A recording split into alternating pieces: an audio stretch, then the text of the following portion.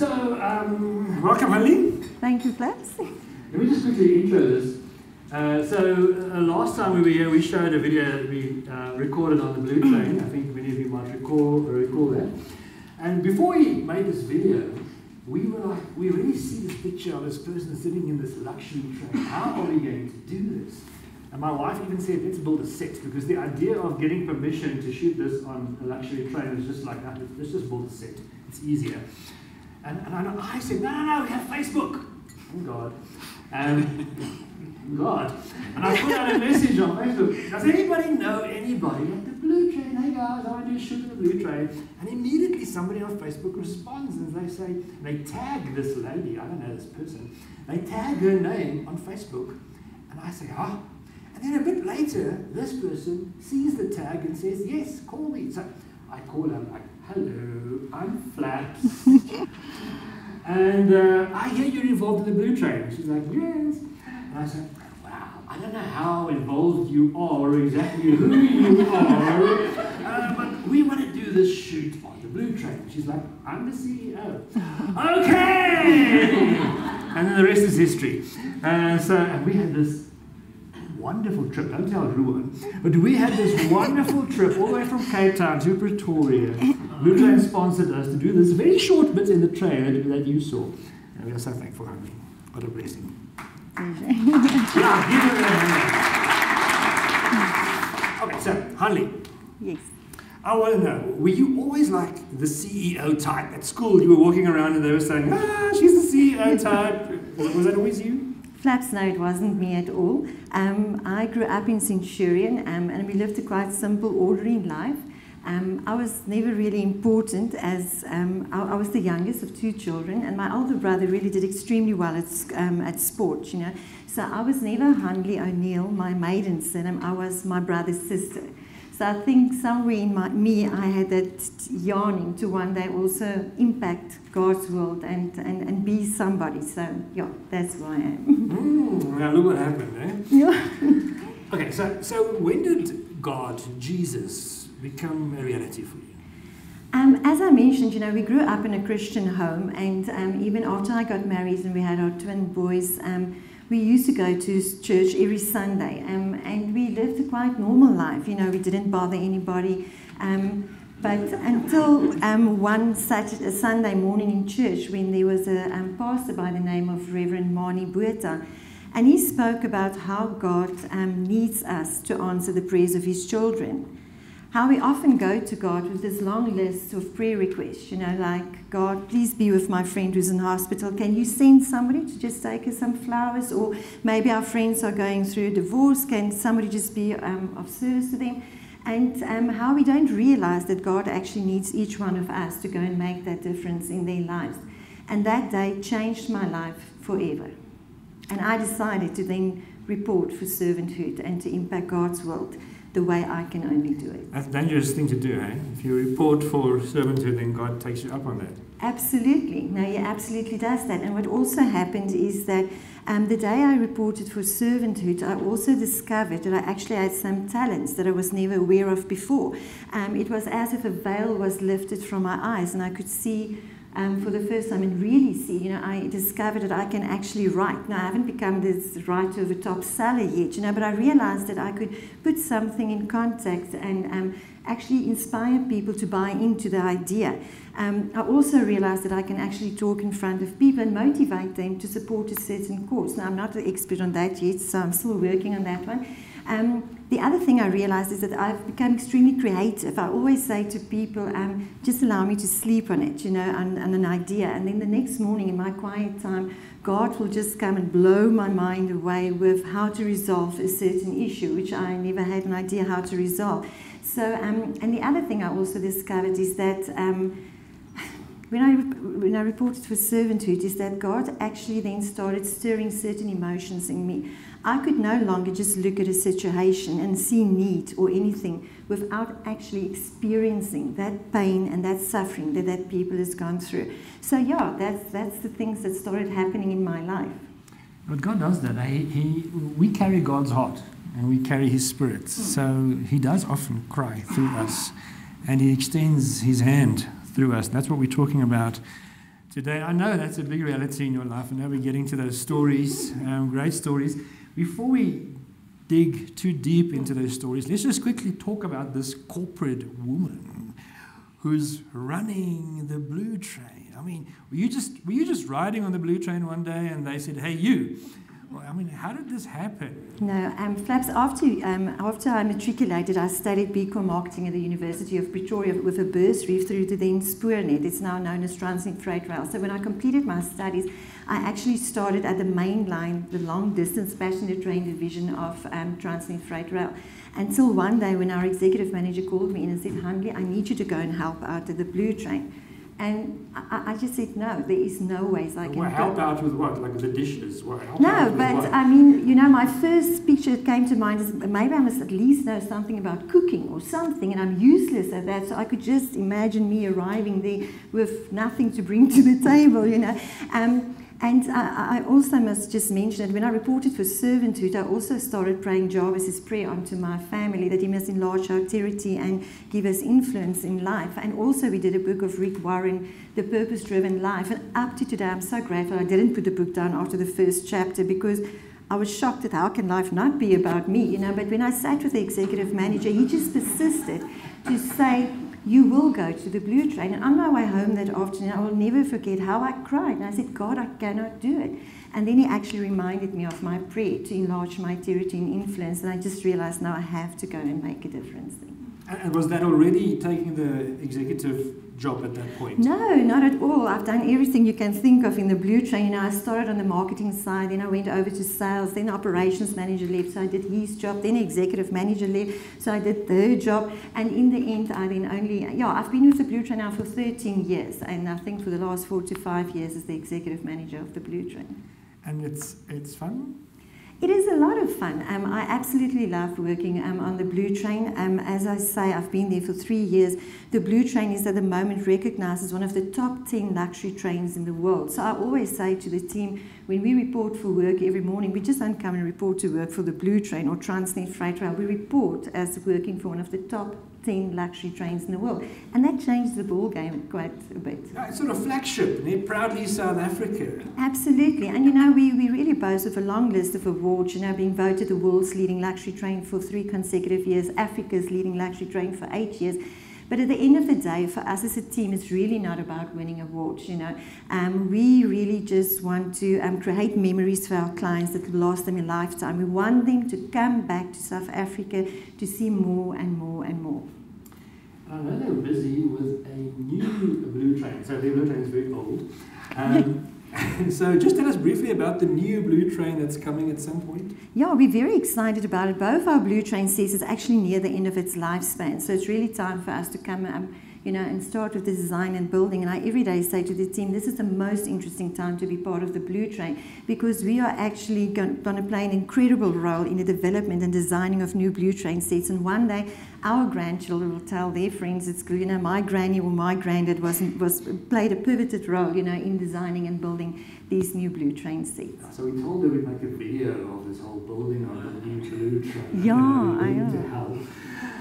But this is I'm not sure if you're allowed to throw figures out here, but it's an expensive train, huh? It is quite an expensive train, and I think in a way over the years they've overinvested in the blue train in terms of technological advancement, you know, because when the blue train was designed and built many years ago, it was done so to be the flagship of Transnet Freight Rail, and the whole intention was not really to make money out of it. But the blue train this year, we've recorded the best year ever from an income point of view, and we're working extremely hard, you know, to maintain those high standards. It's not easy working in such a big corporate company, you know, but yeah, we managed to keep everything going. And you were sowing into our ministry, and then you got reaping the best year ever. So I'm glad we could help.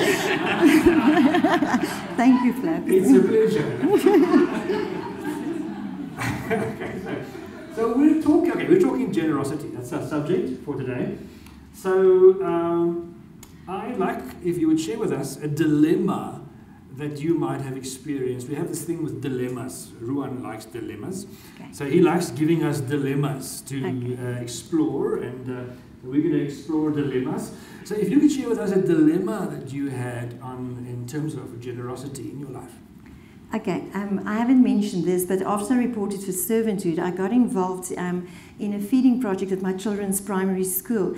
And because I was on maternity leave at the time of our Lord Lamika, I decided this is the best time to really get involved and roll up my sleeves. So I started getting involved, and I realized when I spoke to the teacher there that in order for us to sustain the monthly food parcels for these families, we would need funds and we would need an SMS network, to share the needs with the people. And that's how I initially got involved. And soon after that, God also spoke to me, and he said to me, I must start a support group for single mothers, which was also a bit over the top, because I really asked God, how credible will I be as a married woman to single mothers? And then he took me back to my youth, where I grew up, and my mum was a single mother, and he got me to experience all those emotions and everything we went through as children, not always having what all the other kids have, not always having the best food on the table, but we always had food, not this and not that. And then I just realized I have to do it. And then about 4 years ago, we moved our twin boys to another high school in Centurion. And within a month, because when you see pain, you see it. You can't ignore it, So within a month, I realized that there's really need in the school. So I approached the teacher at school, and she assured me that, firstly, she hasn't got a budget to start a feeding project at the high school.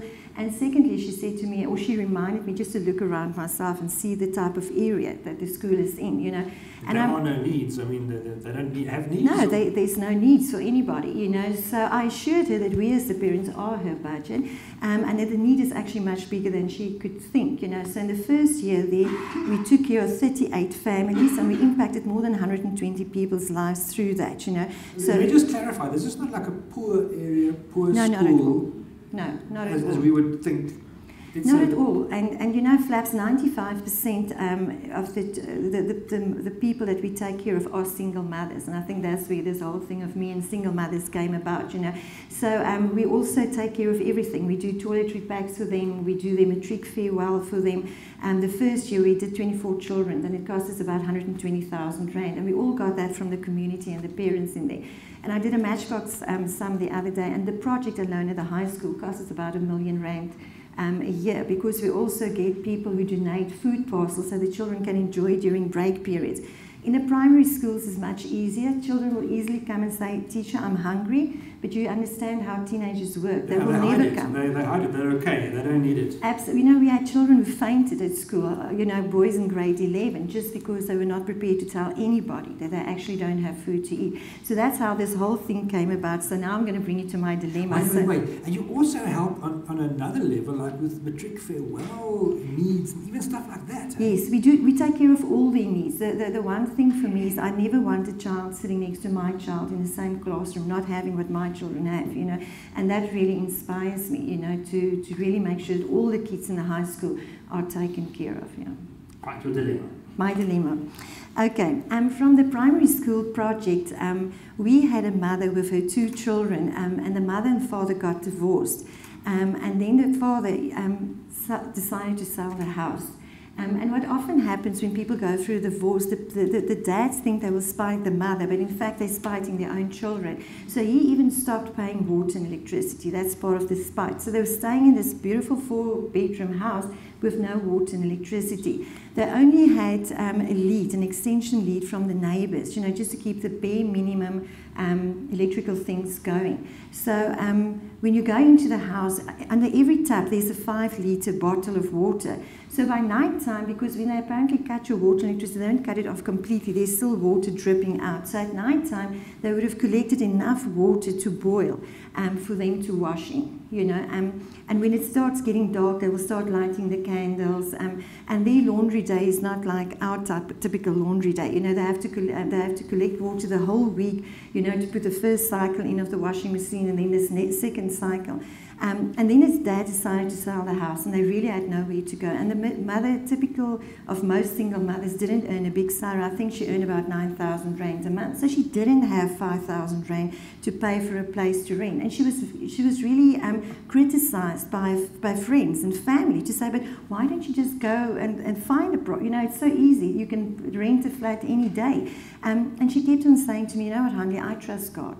And both her children did the same thing, So yeah, so that's how it happened, that we had to move her, and we really didn't know where to go. I ended up sending emails to estate agents asking them, if they don't maybe know of people who emigrated but still have property here, and we would gladly give their property for free for her to stay in, all those type of things. That's the extremes that we went to, just to see how we can really assist this family. All right, Ruan's an estate agent. Did you get that email? All right, so here's the dilemma. Hanlie is passionate about helping people in this kind of situation, and I think, remember, this could be you, if you were a lady. This could be you, this could be your friend.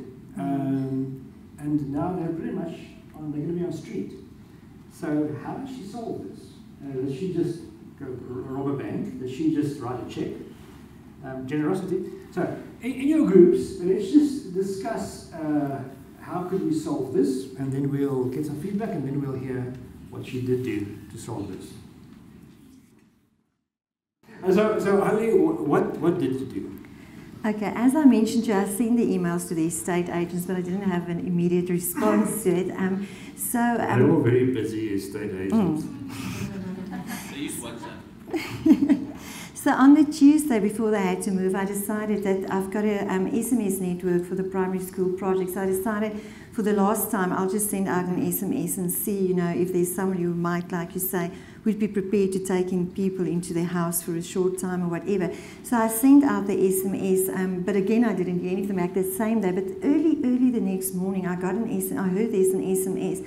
And when I picked up my phone and I read the message, it was saying, Hanlie, do you still need space for the mother and her 2 children to stay?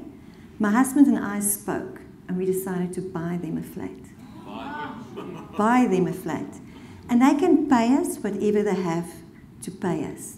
And at that point, when I was talking to her, we were looking for a place to stay. I said to her, what can you really afford? And she said to me, I need nothing more than 1,000 rand. And here God comes, and He meets her and her children's expectation exactly what they thought would happen. In abundance. He meets it in abundance. In abundance, because she was prepared to pay 1,000 rand, and they said you can pay whatever you want, even if it's 500 rand. And 3 months later, we managed to move them into this 2.5 bedroom flat, which was newly painted for them. When we moved them out of the old house, their furniture were literally falling apart, So when we moved them into this flat, we could move them in with new furniture. We got furniture donated from all over, We had new curtains put up, each room painted the way they wanted it. And every night, I think for the first month, she would send me an SMS and just say, Hanlie, we cannot believe it, to open a tap and there's actually warm water coming from it, Every night she would thank me and say, what, it's like moving into a hotel. We think we're spoiled, to actually have gone through this. So I want to tell you that from my servanthood and getting involved in other people's life, God has proved over and over and over that He meets us exactly where our expectations are of Him, and He will provide, and He often provides far more than we can ever ask for. But I must just tell you, I actually cannot, I don't have the words to tell you what this act of generosity has done to our community. It has just escalated that level of caring and generosity to another level. I think, so today if we ask, we get, and we get in abundance, because everybody remembers what that family was prepared to do for them. This is such a mindset change, because if we're honest, I think most of us defaulted into, all right, they need a place to stay. And nothing against your answers about bring them into my house. That's all great. But we default into thinking, okay, that's their need, and they need food for now, they need a job. But we don't always think, when we are the givers, how much more can we perhaps give? They make their need known as this. Why not give them that? And also an expectation from God. When we're on the praying end, we're asking God for this, but maybe we should actually ask Him for that. And feel that it's actually possible. And then what I heard you say, which is also inspiring to me, is our one act. Because that's what generosity is. Generosity is giving, being very generous, giving. And our one act instigated many other actions, inspired many other people to think, well, if you can give a flat, I can give a couch. You know, Yeah. it releases something, I think, in the spirit and in many ways. So, wow. Okay, you all got the wrong ones. Okay, Hanlie. So, if you want to say something more about that, you can, and then I want to take you one step further. So, some life lessons, perhaps, that you have learned in terms of generosity. You've been busy with this now for a while. Yeah. You know, I think you mentioned, the pastor mentioned something like that God implants talents in each one of us, and it's different from person to person. I think the one common gift He implants in all of us is that thing of servanthood, taking up that thing to serve other people.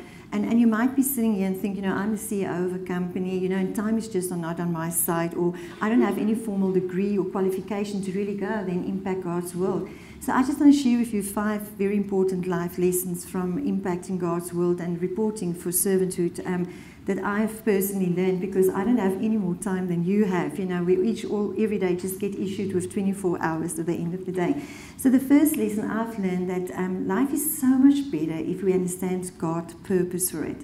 You know, there's a saying that if your vision doesn't scare you, then most probably God is not in it. Because just like the flat, we think small, but actually God thinks big about each one of us, you know. So I have a dream, and I absolutely believe that He can make it come true. You know, I have a dream for Him to bless me. And my husband don't understand that part, that there's no money involved in this part, but I trust God that He will bless me with a piece of land that we can develop affordable housing, because as I mentioned to you, 95% of the people that we impact are single mothers who can't afford to pay 7,000, 8,000, 9,000 rand a month for rent. So I trust God for a piece of land that He will give, that He will bless me with, so that we can develop affordable housing. And every morning when I wake up, I don't get out of bed, I jump out of bed, because every morning I think maybe, just maybe, today is the day that He's going to make my dream come true. The second lesson I've learned is that we can come to God. I don't know, where must that land be? Preferably in Centurion. Not Urania or... No. Close by. These people need to know what your needs are, be specific. Land in Centurion. Yeah. Okay. The second lesson I've learned is that we can come to God just as we are. You know, He's already invested into each one of us what we need to impact His world. And it's just for us to discover that and to start living it. As I said, I don't have any formal qualification in or a degree in psychology to actually work with people in need on a daily basis. But I do feel like an expert in single motherhood, although I've got no papers to prove it. All I have is my heart, and having lived and worked very closely with them over the last 9 years.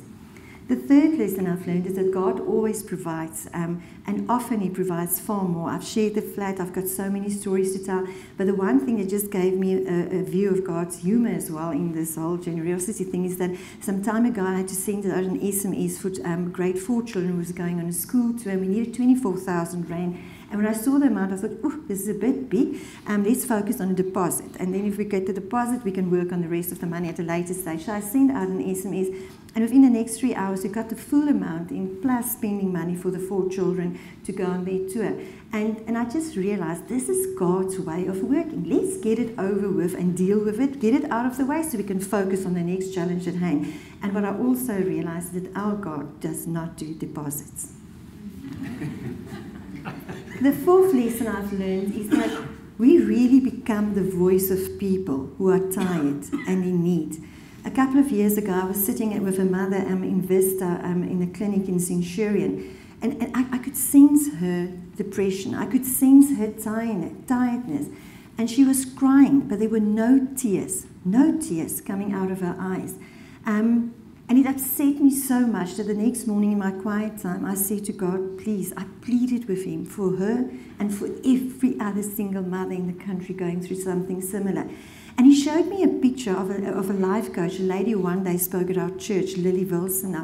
I got a number and I phoned and I said, Lily, please, this is my heart for these single mothers. Without knowing me from anywhere, on this cold call, she said, Hanlie, I will start journeying with you, with these single mothers. So what we do is every month we get them all together, and she journeys with them, and she restores them, and she teaches them life skills to look at their situation differently. And afterwards we just treat them with some nice cakes and coffee, and we have a good laugh. So yeah, that for me was just that we become the voice of people who get tired and who can't speak for themselves anymore.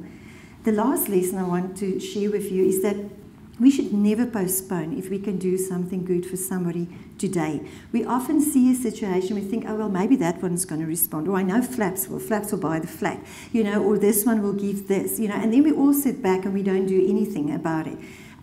A couple of years ago, I got an SMS from a friend of mine who was looking for a place to stay for a mother from Rustenburg. Her 2-year-old boy was diagnosed with leukemia, and she was looking for a place to stay. And when I read that SMS, I just realized that our house is the place where God wants it to be, to go through. When she's going through this challenge, a guest house just won't do it. So with this woman being a complete stranger, not speaking to my husband, I sent an SMS to my friend. I said, immediately tonight she can come and start staying over. It was anyway only going to be for 3 nights.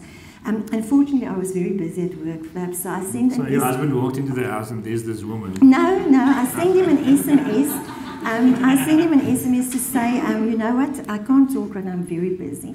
But expect visitors from tonight, but I'll give you the detail later, And in the next moment, he sends me SMSs with names of guest houses and their contact numbers and the rates. And I think, for what? They are going to come and stay with us, So we opened up our hearts for this lady. And some weekends we would have the whole family over from Rustenburg, And on the 12th of June, and it was actually going to be 3 sleeps, but it ended up being 20 sleeps. Every morning my husband and I will get up, we'll pack the nice bag for the whole day with treats and everything.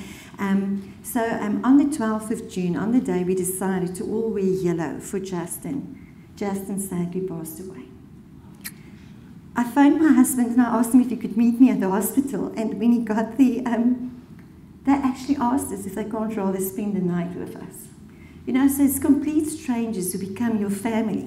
And that night when we were lying in bed, crying, my husband and I thought maybe this is the time to ask the question, will we do it again?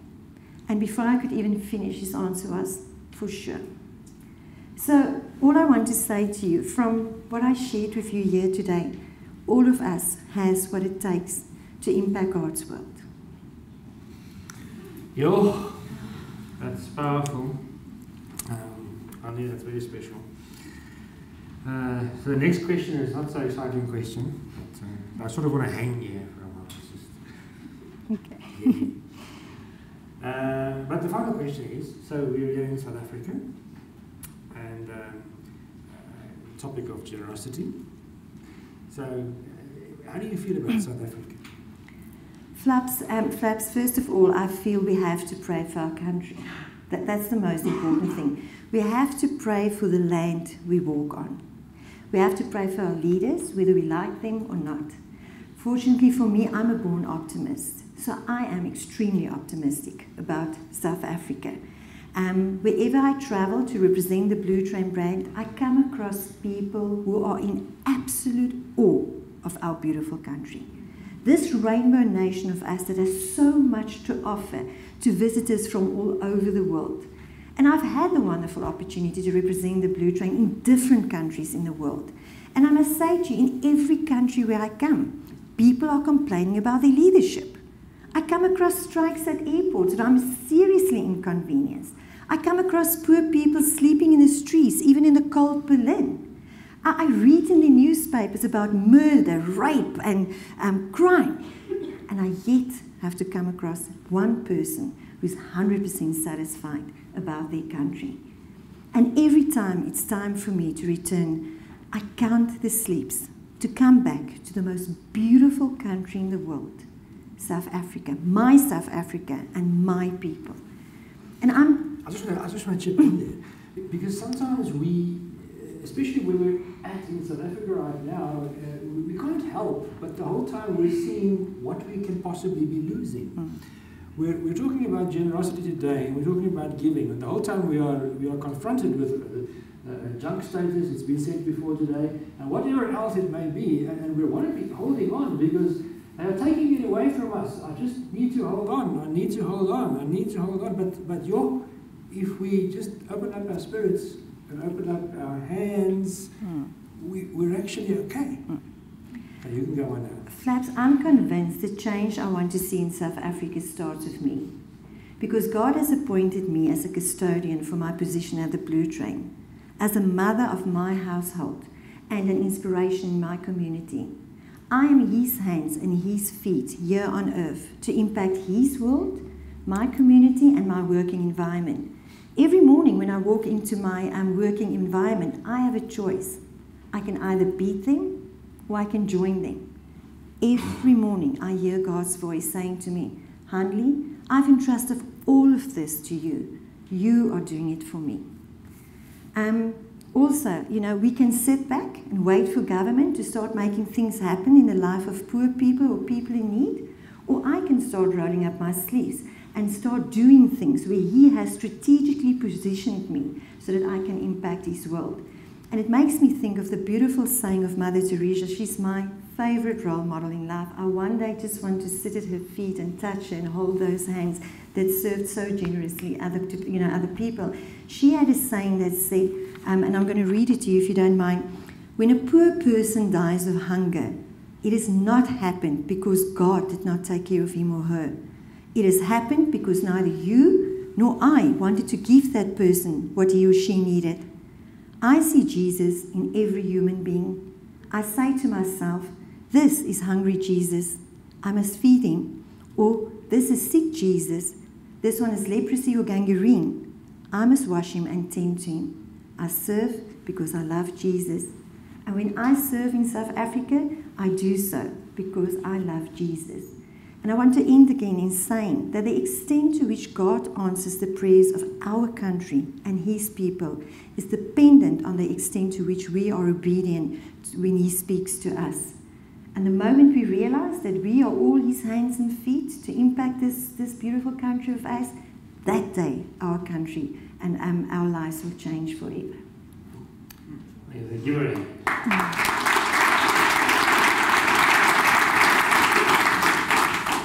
So we're going to give to the floor now for some questions, but I'm going to sneak in a question before the floor gets a question. I'm going to sneak in a question.